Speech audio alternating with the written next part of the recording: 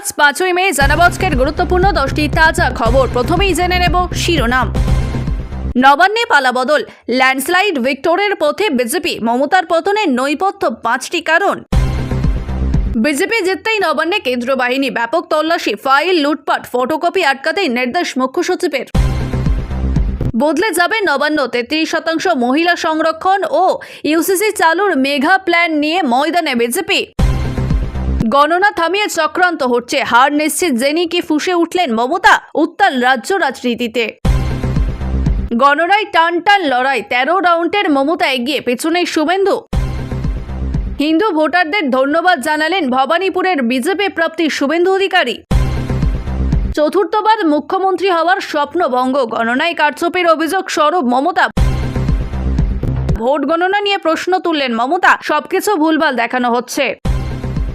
বঙ্গে জয়ের ময়ূরপুঞ্জ ধুতিতে বাঙালি বাবু মোদি, দিল্লির বিজেপি দপ্তরে বাজলো বাংলার গান। ভোটের মুখে নতুন দল গঠন, বিতর্কের পিছনে ফেলে 2 কেন্দ্র জয়ী হুমায়ুন কবির। আসছে বিস্তারিত খবরে। বাংলার রাজনৈতিক মানচিত্রে দীর্ঘ 15 বছর পর এক ঐতিহাসিক পরিবর্তনের সুর স্পষ্ট উঠেছে। প্রাথমিক ট্রেন্ড অনুযায়ী নবান্ন থেকে তৃণমূল কংগ্রেসের বিদায় কার্যত নিশ্চিত এবং প্রথমবারের মতো পশ্চিমবঙ্গের শাসন ক্ষমতায় বসতে চলেছে ভারতীয় জনতা পার্টি। 190টির বেশি আসনে এগিয়ে থেকে বিজেপি যখন অঙ্গে ভঙ্গে কালিঙ্গ জয়ের লক্ষ্য পূরণের দোরগোড়ায়, তখন 99টি আসন থমকে যাওয়ায় তৃণমূল অন্দরে এখন হাড়ের কাটা ছেঁড়া চলছে। মমতা ম্যাজিক ফিকে যাওয়ার পিছনে মূলত 5টি কারণ উঠে এসেছে। ভোট মেশারেনি অচল, ধর্মীয় মেরুকরণ তৃণমূলের জয়ের প্রধান শক্তি হিসাবে পরিচিত। ভোট মেশিনারি এবার সম্পূর্ণ অকেজো হয়ে পড়েছে বলে রাজনৈতিক বিশেষজ্ঞদের ধারণা। নির্বাচনে কমিশনের নজরবিহীন তৎপরতা এবং রেকর্ড সংখ্যক কেন্দ্রীয় বাহিনীর উপস্থিতিতে তৃণমূলের সাংগঠনিক পেশাশক্তি বুথ স্তরে কাজ করতে পারেনি। এর সঙ্গে যুক্ত হয়েছে তীব্র ধর্মীয় মেরুকরণ। হিন্দু মুসলিম ন্যারেটিভ এই নির্বাচনে এতটাই প্রভাবশীল ছিল যে ইভিএম এর ভোট স্পষ্টতা 2 শিবিরের মেরুকরণ ফুটিয়ে তুলেছে। বিজেপি নেতৃত্বের দাবি অনুযায়ী হিন্দু ভোটারদের একচেটিয়ায় সংহিত গেরুয়া শিবিরকে চালকের আসনে বসিয়েছে। ভোটের তালিকায় সংশোধন ও প্রাতিষ্ঠানিক বিরোধিতাদের নির্বাচনের আগে ভোটের তালিকায় নিবিড় সংশোধন, এসআইআর প্রক্রিয়া তৃণমূলের জন্য মরণ কামড় হয়ে দাঁড়িয়েছে। তালিকা থেকে প্রায় 91 লক্ষ ভোটারদের নাম বাদ যাওয়ায় নিয়ে সুপ্রিম কোর্টে পর্যন্ত লড়াই করেও লাভ হয়নি শাসক দলের।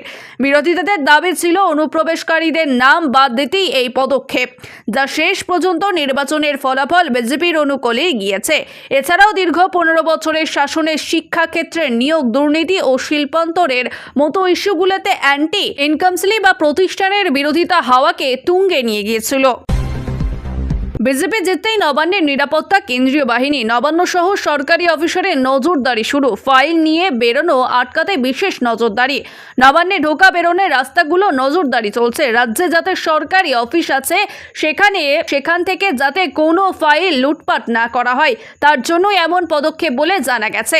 সরকারি কর্মীদের ব্যাগ দেখা হচ্ছে। মুখ্য সচিবের তরফে নির্দেশ দিয়ে বলা হয়েছে কাগজ সরানো বা নথি নষ্ট যেন না হয় তা দেখতে হবে। এরপরে পদক্ষেপ কেন্দ্রীয় বাহিনীর পাশাপাশি পুলিশও পৌঁছে যায় নবান্নে। যত কর্মী ঢুকছেন এবং বেরোচ্ছেন তাদের প্রত্যেককে সার্চ করা হচ্ছে, দেখা হচ্ছে কোনো ফাইন নিয়ে ঢুকছে বা বেরোচ্ছে কিনা। অন্যান্য সরকারি অফিসগুলিতে করা নজরদারি চলছে। নবান্নের সব ঢোকা বেরোনোর রাস্তা খতিয়ে দেখা হচ্ছে। কেন্দ্রীয় বাহিনীর সঙ্গে পুলিশও তল্লাশি চালাচ্ছে যাতে সরকার বদলের মুহূর্তে কোনো ফাইল লুটপাট না হয়। সমস্ত সরকারি অফিসারের নিরাপত্তা বাড়ানো হচ্ছে যাতে কোনো ফাইল লুটপাট না হয়, নতুন করে ফাইল ঢোকানো না হয়। সেন্ট্রাল ফোর্স অ্যাট নবান্ন, যত সরকারি কর্মী ঢুকছেন বেরোচ্ছেন ব্যাগ তল্লাশি চলছে। সূত্রে খবর, চিটফান্ড থেকে শিক্ষা নিয়োগ দুর্নীতি আরও কিছু কেলেঙ্কারি রয়েছে কিনা তা দেখার জন্য ফাইলপত্র খতিয়ে দেখা প্রয়োজন বলে মনে করা হচ্ছে।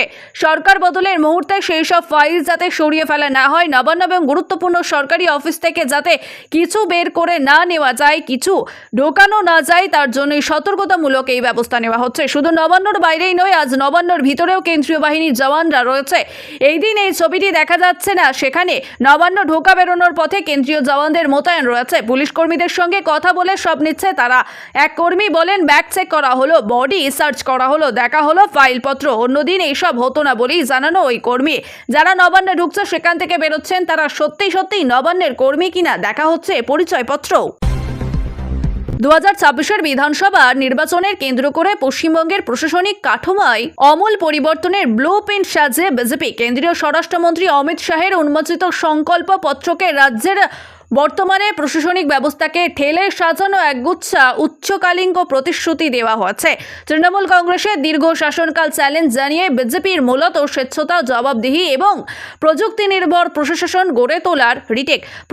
গড়ে তোলার ওপর জোর দিচ্ছে। দুর্নীতি দমন শ্বেতাপত্র প্রকাশের অঙ্গীকার বিজেপির প্রস্তুতি প্রশাসনিক সংকরণের কেন্দ্রে রয়েছে দুর্নীতি বিরুদ্ধের অপহীনতা অবস্থা। ক্ষমতায় আসার পর গত 15 বছরের আর্থিক খতিয়ে দেখছে একটি প্রকাশের প্রতিশ্রুতি দিয়েছে দলটি। বিশেষ করে কয়লা, বাবু ও পাথর লুপাটে রুখতে 100 দিনের একটি সময়রুদ্ধ কর্মপরিকল্পনা গ্রহণের কথা বলা হয়েছে।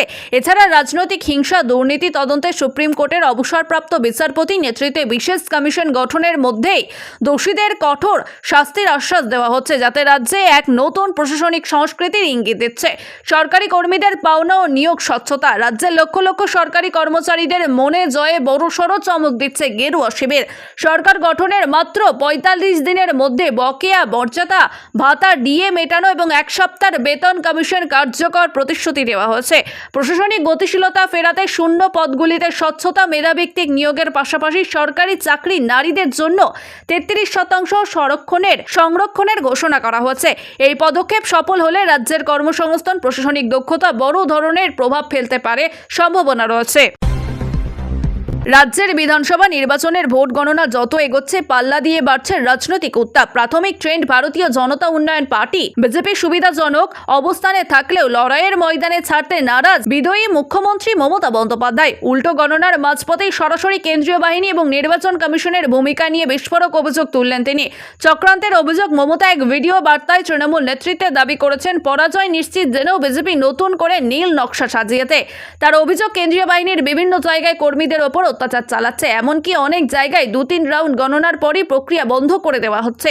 কল্যাণীর মতো জায়গায় ইভিএম হিসাবে গরমিল পাওয়া যাচ্ছে। মমতার সব দাবি পুলিশ এবং প্রশাসনের কেন্দ্রের কাছে মাথা নত করছে, যার ফলে এই বিশৃঙ্খলা রয়েছে। কর্মীদের মনোবল বাড়াতে বিশেষ বার্তা গণনা শুরুর দিকে বিজেপি এগিয়ে থাকলেও দমে যেতে বরণ করেছে তৃণমূল নেতৃত্ব। তিনি কর্মীদের আশ্বাস করে বলেন সন্ধ্যের পর থেকে পরিস্থিতি বদল ঘটবে। 14 থেকে 18 রাউন্ড গণনার পরই আসল ফলাফল সামনে আসবে।